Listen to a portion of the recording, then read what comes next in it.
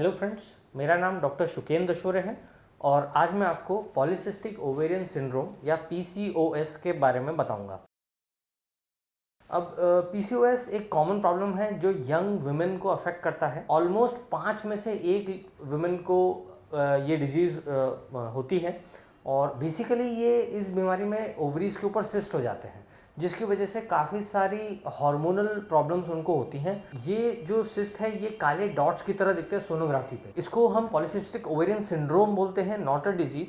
ऐसा इसलिए क्योंकि डिजीज़ में सिम्टम्स फिक्स होते हैं। हर पेशेंट को वही सिम्टम उतने टाइम ड्यूरेशन के लिए आते हैं और वो चले जाते हैं। उसको डिजीज़ बोलते हैं। लेकिन जैसे कि डेंगू है, डेंगू में पहले रैश आता है, फिर फीवर आता है, फिर प्लेटलेट कम हो जाते हैं। हर पेशेंट में वैसा ही होता है, लेकिन सिंड्रोम में ऐसा नहीं होता। सिंड्रोम में 10-15 सिम्टम्स होते हैं। हर पेशेंट को हर सिम्टम नहीं आता, किसी को कुछ सिम्टम आते हैं, किसी को दूसरे आते हैं। जैसे कि पीसीओएस में किसी पेशेंट को साइकिल डिस्टर्बेंस होता है, किसी को पिंपल्स आते हैं, किसी को हेयर फॉल होता है और किसी को इनफर्टिलिटी होता है। इसीलिए इसको पॉलीसिस्टिक ओवेरियन सिंड्रोम कहते हैं। अब पीसीओएस के सिम्टम्स के बारे में हम यदि डिस्कस करें तो सबसे कॉमन सिम्टम जो होता है वो है साइकिल डिस्टर्बेंस या पीरियड में डिस्टर्बेंस। तो वुमेन में मेनली इरेगुलर मेंसेस हो जाते हैं, स्कैंटी ब्लीडिंग हो सकती है। जनरली जो मेंसेस की फ्रीक्वेंसी है वो कम हो जाती है, मतलब डिलेड होते हैं। Instead of becoming more frequent they become more delayed. Instead of coming once in a month they will come once in 2 months और वंस इन 3 मंथ्स। इस तरह से हो सकता है। वेट गेन हो सकता है। फिर इसमें हार्मोनल प्रॉब्लम्स हो सकती हैं, जैसे कि एक्ने हो सकते हैं। तो ये इसमें बड़े बड़े सिस्टिक पस्टुलर एक्ने होते हैं जो कि आते ही रहते हैं, कई सालों तक बार बार ख़त्म ही नहीं होते हैं। फिर जॉ लाइन से नीचे पिंपल्स आ सकते हैं, चेस्ट, शोल्डर, बैक पे पिंपल्स आ सकते हैं। पीसीओएस इंड्यूस्ड एक्ने थोड़े अलग पैटर्न से आते हैं। फिर अनवांटेड हेयर आ सकते हैं, स्पेशली मेल बियर्ड डिस्ट्रीब्यूशन में वुमेन में आ जाते हैं, क्योंकि उनमें मेल हार्मोन की क्वांटिटी बढ़ जाती है, जिसकी वजह से चेस्ट पे, निपल्स के आसपास, एब्डोमेन में और बियर्ड के आसपास इस रीजन में पिंपल्स हो सकते हैं, अनवांटेड हेयर हो सकते हैं। फिर हेयर लॉस हो सकता है उनको साथ में इनफर्टिलिटी की प्रॉब्लम भी हो सकती है, वेट गेन हो सकता है और आगे जाके उनको हार्ट डिजीज भी होने का रिस्क होता है। मेन जो कारण इसमें जो मेन प्रॉब्लम आती है वो है इंसुलिन की मात्रा बॉडी में बढ़ जाती है, एक्सेस इंसुलिन हो जाता है। इसमें एक कंडीशन होती है जिसको हम बोलते हैं इंसुलिन रेजिस्टेंस, वो हो जाता है। इसका मतलब इंसुलिन काम करना बंद कर देता है, इंसुलिन का इफेक्ट आना बंद हो जाता है। तो बॉडी को ज़्यादा इंसुलिन प्रोड्यूस करना पड़ता है सेम इफेक्ट लाने के लिए। और ये जो एक्सेस इंसुलिन है ये साइड इफेक्ट प्रोड्यूस करता है। ये डायबिटीज़ के एग्जैक्टली ऑपोजिट होता है। डायबिटीज़ में इंसुलिन कम हो जाता है, लेकिन पीसीओएस में इंसुलिन बढ़ जाता है। अब ये जो एक्सेस इंसुलिन है ये ओवरीज में एक स्पेशल सेल होता है जिसको हम थीका सेल बोलते हैं। ये थीका सेल को स्टिमुलेट करता है और ये थीका सेल इनके स्टिमुलेशन में आके मेल हार्मोन प्रोड्यूस करने लग जाते हैं, जिसकी वजह से male hormone like adverse effects आने लग जाते हैं। Unwanted hair, infertility, hair loss, pimples, ये सब आने लग जाते हैं। और इसीलिए exercise is one of the best treatments for PCOS, क्योंकि एक्सरसाइज से इंसुलिन सेंसिटिविटी होती है, इंसुलिन का काम और बेटर होता है, जिसकी वजह से ये एक्चुअल पीसीओएस की जो पैथोजेनेसिस उस पर वर्क करता है।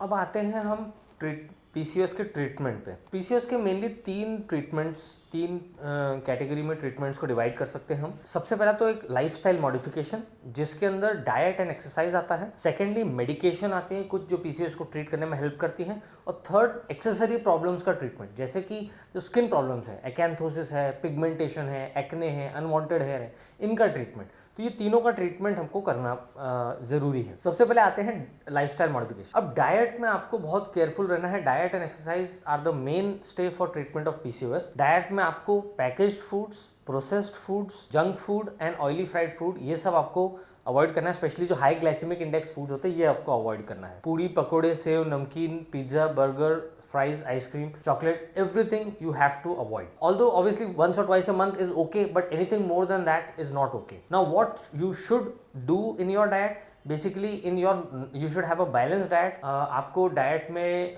व्हीट कम रखना है, राइस कम रखना है, सब्जी बढ़ाना है, दाल आपको इंक्रीज करनी है, सैलड बढ़ाना है, फ्रूट्स बढ़ाना है। मेनली कई चीज़ हम कंफ्यूज हो जाते हैं कभी कभार कि हाई ग्लाइसेमिक इंडेक्स फूड्स कौन से होते हैं, लो ग्लाइसेमिक इंडेक्स कौन से होते हैं। ये आप खुद ही ऑनलाइन जाके पता कर सकते हैं, whatever you are eating. But general whole foods जो होते हैं, जैसे इवन आप राइस ले लें तो rice is also high glycaemic index, but and ice cream is also high glycaemic index, but rice is safe because आप रेयरली राइस अकेले खाते हैं। ये काफ़ी कंफ्यूजिंग पॉइंट है, कई लोग इसमें कंफ्यूज होते हैं। Rice has a high glycaemic index, लेकिन जब आप उसको दाल के साथ लेंगे तो उसका ग्लाइसेमिक इंडेक्स कम हो जाता है। But ice cream you always eat with alone, you don't eat it with anything. इसलिए पैकेज फूड्स का जो ग्लाइसेमिक इंडेक्स होता है वो फुल आपको आता है। यदि बर्गर आप खाएंगे तो वो पूरा इंटेक करेंगे साथ में, लेकिन यदि जो राइस है जिसका ग्लाइसेमिक इंडेक्स हाई है, उसको आप यदि दाल के साथ खा रहे हैं तो ऑब्वियसली वो उसका इंडेक्स कम हो जाता है। तो ये आपको ध्यान रखना है। Juices you must avoid, tea coffee also you should reduce. Now why I am talking juices should be avoided, mainly because जो फ्रूट की शुगर है वो फ्रूट के फाइबर्स पे चिपकी हुई होती है। The moment you take it the fibre slow down the sugar absorption, जिसकी वजह से एकदम से पूरी शुगर ब्लड में नहीं आती है, स्लोली एब्जॉर्ब होती है, तो that gives you energy for a longer duration, but आपका इंसुलिन के लेवल को बढ़ाती भी नहीं है। बट जूस में आप पूरा फाइबर खत्म कर देते हैं और पूरी शुगर सॉल्यूशन के फॉर्म में आ जाती है। तो instead of getting absorb over period of 2 hours, ये शुगर आपकी 20 मिनट में एब्जॉर्ब हो जाती है, and this will lead to insulin spike and it will increase your PCOS। Next comes exercise. Now the सबसे बड़ी जो प्रॉब्लम आती है वो होती है IT क्राउड की और गर्ल्स दैट आर स्टडिंग। तो स्टडिंग, कोई एग्जाम के लिए आप यदि पढ़ रहे हैं तो भी आपको 24 आवर्स पढ़ना, एक ही जगह बैठते हैं, लेटते हैं, बैठते हैं। इवन फॉर IT क्राउड आपको एक ही जगह कोडिंग करनी होती है, तो ये एक बहुत बड़ा प्रॉब्लम हो जाता है। Here exercise is a must, minimum 1 hour per day is a must, and it should be a strenuous exercise. Yoga is not a strenuous exercise. आपको जो 1 घंटा एक्सरसाइज करें स्ट्रेनस करना है। योगा आप चाहे कर सकते हैं, स्ट्रेचिंग कर सकते हैं, it is definitely beneficial, but ये स्ट्रेनस एक्सरसाइज के अलावा होना चाहिए, जैसे कि jogging, running, brisk walking, Zumba, other aerobic exercises, swimming, ये सब आपको करना ज़रूरी है। आपको सपोज आपसे 1 घंटा एक्सरसाइज नहीं हो रही है तो आप 30 मिनट से स्टार्ट कीजिए, but you must do it daily. एक भी दिन, भले ही छुट्टी हो या त्यौहार हो, आपको एक्सरसाइज करना जरूरी है, बिकॉज एक्सरसाइज आपके लिए बहुत महत्वपूर्ण है। It is exactly like a medicine for you. इसमें कई लोग एक और गलती ये करते हैं कि मेनली कार्डियो एक्सरसाइज करते हैं। आपको लेकिन स्ट्रेंथ ट्रेनिंग पे भी फोकस करना है, क्योंकि आपका जितना मसल मास होगा उतना इंसुलिन सेंसिटिविटी आपकी ज़्यादा हो जाएगी, उतना आप इंसुलिन को ज़्यादा प्रोसेस कर पाओगे एंड आपका PCOS उतना कम होगा। सो कार्डियो एंड स्ट्रेंथ ट्रेनिंग दोनों आपको इंपॉर्टेंट है। Diet and exercise is the main stay of treatment of PCOS। इसमें आपको वेट रिडक्शन भी बहुत इंपॉर्टेंट है। जो आपका टारगेट वेट होना चाहिए that should be BMI of less than 23। Indians के लिए BMI 23 होना चाहिए। अब BMI या बॉडी मास इंडेक्स क्या होता है और कैसे कैलकुलेट करते हैं वो मैं आपको बताता हूँ। It's very simple, it is your weight divided by height in metre square. मतलब आपकी जो हाइट है उसको आप मीटर में कन्वर्ट कीजिए और वेट को केजीज में रखिएगा, और weight divided by height in metre square. Google पे आपको कई सारे फॉर्मूले भी मिल जाएंगे, कैलकुलेटर्स मिल जाएंगे where you can calculate your BMI। और आपके BMI को आपको देखना है कि आपका टारगेट BMI 23 या उससे कम होना चाहिए। आपको वेट लॉस भी जो करना है वो एटलीस्ट 3 kgs पर मंथ के हिसाब से वेट लॉस करना है। आपके कैलोरीज इस हिसाब से आपको एडजस्ट करनी है, तो आपका इतना वेट लॉस होना चाहिए। एक सिंपल रफ एस्टिमेट यदि हम माने कि आपको आपके प्रेजेंट बॉडी वेट से 15% बॉडी वेट कम करना पड़ेगा, तभी आपको इफेक्ट दिखेगा। If you are 100 kgs you must come down to 85 kgs। This is a rough estimate. So ये आपको टारगेट अचीव कर लेंगे तो आपको PCOS लॉन्ग टर्म एक्टिवेट नहीं होगा और आपको सिम्टम्स आना बंद हो जाएंगे। अब सबसे पहले जब आपको PCOS जैसे सिम्टम्स आते हैं तो सबसे पहले आपको एक गायनेकोलॉजिस्ट या लेडी डॉक्टर के पास जाना जरूरी होता है। ऐसा इसलिए क्योंकि वो एक बेसिक चेकअप आपका कर देंगे कि आपको और किस डिग्री का PCOS है और आपको बहुत सीवियर तो नहीं है। हो सकता है कि यदि आपकी साइकिल्स एबनॉर्मल हैं तो आपको वो OCPs या ओरल कॉन्ट्रासेप्टिव पिल्स भी दें, और this is totally normal for PCOS। इनको आपको कुछ महीनों तक ही लेना होता है ताकि आपकी साइकिल्स रेगुलराइज हो जाए, और एक बार रेगुलराइज हो जाए तब तक आपको डाइट और एक्सरसाइज भी साथ में कंटिन्यू करनी होती है। ये कुछ महीनों में आपका डाइट और एक्सरसाइज का असर आना शुरू हो जाता है तो आपको मेडिसिन, ओरल कॉन्ट्रासेप्टिव पिल्स बंद करनी रहती हैं और आपको डाइट एंड एक्सरसाइज कंटिन्यू करना है। कुछ फूड सप्लीमेंट्स भी ऐसे आ गए हैं जो कि आपको काफ़ी बेनिफिशियल हैं, उनके साइड इफेक्ट्स भी नहीं हैं, जिसमें आता है D कायरोइनोसिटॉल एंड मायोइनोसिटॉल, ये दोनों सप्लीमेंट्स आप लॉन्ग टर्म भी ले सकते हैं, but these are not substitute of diet and exercise. Diet and exercise तो आपको करना ही है। कभी कभी आपके hormone level, specially insulin level बहुत बढ़ जाता है, और इंसुलिन लेवल यदि बहुत बढ़ा है तो आपको मेटफॉर्मिन नाम की दवाई भी आपके डॉक्टर दे सकते हैं, जो कि एक डायबिटीज की दवाई है। लेकिन इस डायबिटीज की दवाई का नाम सुन के आपको डरना नहीं है, क्योंकि ये शुगर आपकी बहुत लेवल से नीचे नहीं कर सकती है। It is an insulin सेंसिटाइजर।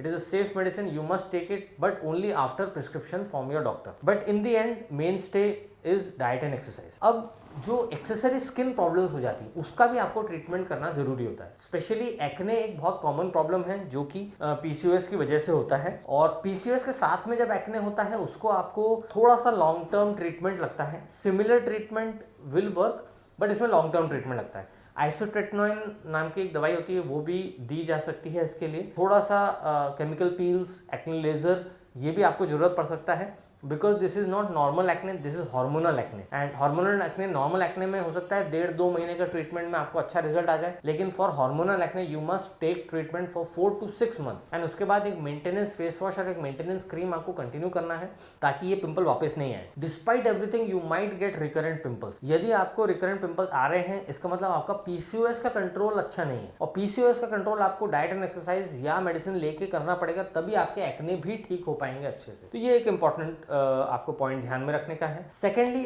Unwanted hair. Now unwanted hair is because of the excess male hormone in PCOS. जैसे कि मैंने बताया, इंसुलिन थीका सेल पे वर्क करता है, और theca cell male hormone release करते हैं, जिसकी वजह से बियर्ड एरिया में, चिन पे, साइड बर्न्स पे, मैंडिबल पे, चेस्ट पे, लेडीज में भी अनवांटेड हेयर आ सकते हैं। अब पीसीओएस का आपने ट्रीटमेंट कर लिया है, और पीसीओएस के ट्रीटमेंट करने के बाद नए हेयर आना बंद हो जाते हैं, लेकिन जो हेयर ऑलरेडी हैं या जो हेयर थिक हेयर आ चुके हैं वो वापस कभी नहीं जाएंगे।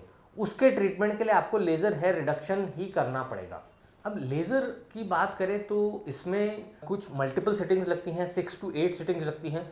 पीसीओएस पेशेंट्स को ज़्यादा सेटिंग्स लगती हैं। यदि नॉर्मल पेशेंट को 6 to 7 सेटिंग्स लगेंगी तो 8 to 10 सेटिंग लगेंगी पीसीओएस पेशेंट्स में। यदि आप लेजर करवा रहे हैं और आपको रिजल्ट नहीं आ रहा है, इसका मतलब आपका पीसीओएस ट्रीटमेंट वर्क नहीं कर रहा है। तो you must take an effective treatment. आपको एक्सरसाइज और डाइट में थोड़ा सा स्ट्रिक्टर कंट्रोल रखना पड़ेगा, एक्सरसाइज की अमाउंट बढ़ानी पड़ेगी, हो सकता है हार्मोनल मेडिसिन लेना पड़े। यदि आप सिर्फ डायरेक्ट लेजर हेयर रिडक्शन करा रहे हैं और आपने पीसीओएस का ट्रीटमेंट नहीं कराया, तो हो सकता है कि आपका पीसीओएस लेजर का रिजल्ट भी ना आए। हो सकता है आपको एक जगह आपने लेजर कराया, वहां के बाल चले गए, लेकिन साइड में आने लग जाएंगे। तो ये बहुत इंपॉर्टेंट है कि आपको दोनों ट्रीटमेंट साइमल्टेनियसली चलना चाहिए। ऐसा जरूरी नहीं है कि पीसीओएस का ट्रीटमेंट खत्म होने के बाद ही लेजर शुरू हो, लेजर साइमल्टेनियसली भी हो सकता है, but you must take an effective treatment for both. अब जो लास्ट क्लिनिकल पॉइंट जो आता है वो आता है पिगमेंटेशन। कई लोगों को नेक के आसपास, एल्बोज पे पिगमेंटेशन हो जाता है पीसीओएस में, जिसको बोलते हैं हम एक्यांथोसिस नाइग्रिकेंस। अंडर आर्म्स में भी हो सकता है, अंडर आर्म्स में स्किन टैग्स भी आ सकते हैं। इसके लिए भी weight loss is the main treatment. इसके लिए भी lasers, peelings and creams available हैं, but they will only be effective if you take proper treatment of PCOS. यदि पीसीओएस ठीक नहीं होगा, यदि वेट लॉस नहीं होगा आपका, तो आपको ये 6 मंथ बाद या 1 ईयर बाद वापस आ सकता है। तो ये 3 प्रॉब्लम्स का आपको साथ में ट्रीटमेंट लेना होगा। यदि आपको कुछ साल तक पीसीओएस नॉर्मल रहा और आपको सडनली कुछ साल बाद एक्ने आने लग गए, this is also an indication कि आपका पीसीओएस बिगड़ रहा है और आपको डाइट एंड एक्सरसाइज पे ज़्यादा ध्यान देना है, या आपको लेडी डॉक्टर या गायनेकोलॉजिस्ट से जाके मिलना है।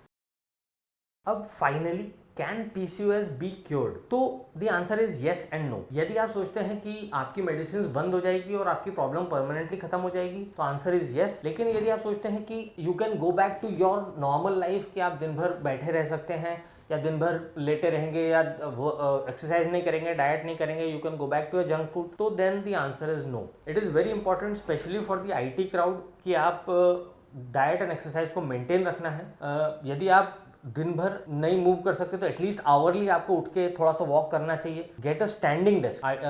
स्टैंडिंग डेस्क पे भी आप खड़े रह के कोडिंग कर सकते हैं, उससे भी काफ़ी बेनिफिट मिलता है। और काफ़ी सारी आपको एक ये हैबिट में बनाना पड़ेगा रेगुलर डाइट एंड एक्सरसाइज को, otherwise you will not be able to take get permanent result of your PCOS treatment. Hopefully आपको मेरा वीडियो पसंद आया होगा। यदि आपको कोई डाउट्स हो तो कमेंट सेक्शन में पूछ सकते हैं। Thank you.